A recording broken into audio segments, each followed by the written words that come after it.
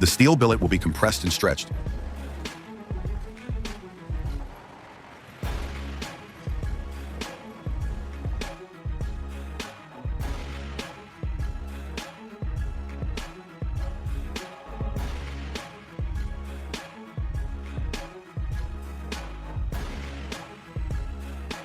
In the cold rolling process, hot-rolled steel billets are passed through cooling tanks or water sprays to improve dimensional accuracy, increase hardness, and surface durability.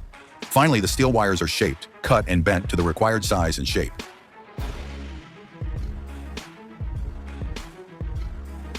And now they continue to be reused for construction, materials, and other industries. Despite its importance, the recycling industry faces significant challenges. As can be seen at this plant, many workers work in dangerous conditions without adequate protective gear. This can lead to serious health problems over time. Metal recycling not only saves 60–95%